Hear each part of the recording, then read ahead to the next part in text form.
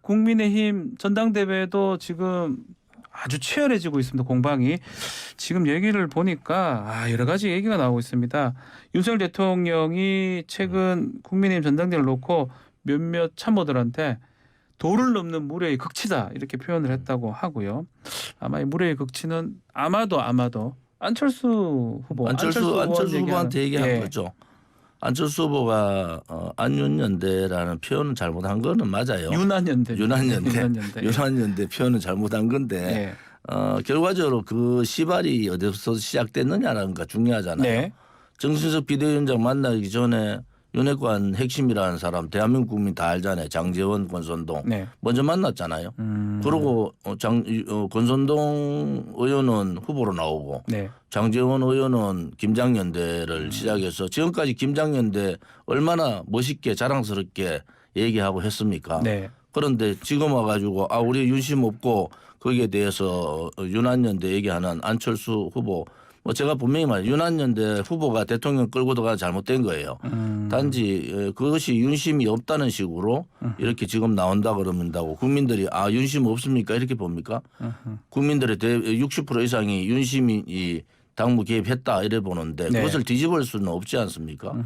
그러고 저도 정당 생활 오래 해보고 정치 다른 사람보다 많이 해본 사람으로 정무수석이 비대위원장 찾아가서 특정 후보에 대해서 얘기를 하고 또 직접적으로 기자들 만나서 디스하는 거 다들 아실 거예요. 안철수 후보에 대해서 저는 좋지 않은 감정이 있어요. 단지 이거는 정당 민주주의 파괴입니다. 대통령실이 너무 개입을 많이 하는 거죠. 당무 개입을 해도 어느 정도를 해야지. 그리고 국민들을 바보로 알잖아요. 지금까지 그렇게 해놓고 지금 와서 나경원 의원이 나경원 전 의원이 그랬잖아요. 저출산 문제에 대해서 대책 당연히 그 전에 홍준표 시장도 그런 얘기를 했어요. 거의 비슷한 맥락으로 얘기한 거예요. 그것이 그렇게 집단 린치를 당할 정도로 잘못한 건가? 그러면 나경원 의원 했을 때의 그 행동들 또 제2의 나경원 사태와 같이 안철수 후보를 몰고 가는 문제 이 문제가 결과는 뭘 앞으로 갈 거냐? 굉장히 전당대의 지금의 진흙탕 싸움이 다음에 큰 문제를 발생할 수 있다. 자, 이렇게 그러면 보는 이게 거죠. 노골적으로 당무에 개입하고 있다 대통령이 이런 어떤 역풍으로 갈 가능성도 있다는 거네요. 역풍이 있죠. 멘토락하는 심평 변호사 탈당 얘기가 대통령 탈당 얘기를 그렇게 쉽게 탈당해서 창당할 수 있다 이렇게 얘기를 그렇게 했어요. 쉽게 얘기한다는 자체는 잘못된 거죠. 그러면은 비대위가 또 선관위가 심평 변호사에 대해서 경고를 해야 되잖아요. 그 심평 변호사가 누굽니까? 김기현 후보의 후원회장 아닙니까? 그런 사람이 하면 김기현 후보 측에다가 경고를 해야죠. 대통령을 윤한연대로 끌고 들어온 안철수 후보를 심하게 그렇게 디스하려면은 대통령 탈당을 거론했는 심평 변호사 김기현 후보 측에다가 강력한 얘기를 해야죠. 안 하지 않습니까?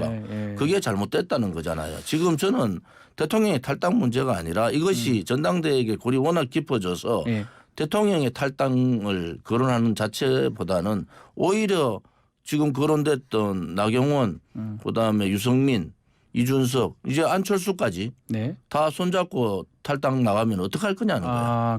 저는 그런 가능성이 있다고 보고 그래서 제가 그전에 이 전당대회 룰 변경할 것이 아니라 집단지도 체제로 가야 된다. 전당대회가 이런 식으로 대통령실이 개입하는 경우가 어디 있습니까? 그거는 정당 민주주의에 대한 파괴다. 그다음에 나경원 의원에 대한 집단 린치는요. 정당사에 없던 일들이잖아요. 학교 폭력보다 더한 일들을 했지 않습니까? 학교 폭력에 가깝다고 보시는 겁니까? 학폭에 가까운 거죠. 그런데 그렇게 해놓고는 지금 와서는 윤한연대 말한 걸 한마디 가지고 그렇게 하는 것은 저는 대통령실이 도대체 뭘 하고 있느냐는 거야. 대통령 정무수석이나 대통령실이 그렇게 할 일이 없어요. 국민들이 지금 민생 때문에 난방비 폭격을 맞고 있는데 굉장히 어렵잖아요. 이제는 정말 대통령실이 제자리로 좀 돌아가라. 전당대회가 실패한 전당대회가 됐다는 것은 이제 기정사실화 됐잖아요. 누가 전당대회를 통해서 국민의힘 당대표가 된다 하더라도 이것은 실패한 전당대회다. 누가 되더라도 지금 그 갈등의 그 조정은 힘들다 이래 보는 힘들 거죠. 것이다.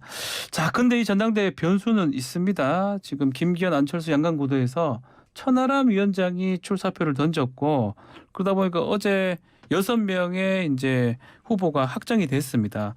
그러니까 천하람 후보 어떻게 보십니까? 용기가 있죠. 단지 천하람 후보한테 아쉬운 것은 네. 이준석 전 대표하고의 연결고리를 끊고 나서야 되는데 그것이 같이 올라온다는 것은 맞지 않다. 아하. 오히려 천하람 후보한테 이준석 카드가 더 화가 됐다. 그래서 한계가 있다 이래 보는 거죠. 그 80만 표 중에 당원 표심 15만 표 정도는 이준석 표다 이런 얘기는 있는데 그 말도 안 되는 안 소리죠. 되는 얘기입니까? 그 대통령 선거 때 네. 민주당의 정권제 창출을 막기 위해서 네. 많은 사람들이 들어갔고 청년들의 고통이라는 게요. 민주당 정부에서 정말 신분 상승의 사다리를 끊어버렸다는 데서 대단히 분노하거든요. 네. 그러한 분노한 2030 세대들이 대거 국민의힘에 들어갔지. 이준석 그 당시 당대표 얘기도 보다 그게 원래 그 이준석이나 유성민 이런 분들은 전부 자기 중심적으로 네. 해석을 하던데 객관적으로 봐서는 그렇지 않습니다. 그러면 컷오프 4명 안에 들어갈 수 있겠습니까? 천하람 저는 위원장이. 까닥까닥할 거예요 아마. 그 뭐 이런 말을 먼저 하기도 그렇지만 4명 조심스럽게 그 두 사람은 두 정해졌잖아요. 사람은 뭐 거의 상수에 가깝고요. 좀 지켜봅시다. 알겠습니다. 그런데 이게 두 사람이 되는 게 네. 김기현 뭐 이제 결선 투표 갔을 때 반반으로 갈라져요. 두 사람도 반반 갈라집니다. 김기현 쪽 지지 또 안철수 쪽 지지 이런 식으로 갈라져서 결국은 결과는 예측하기 힘든 상황이다.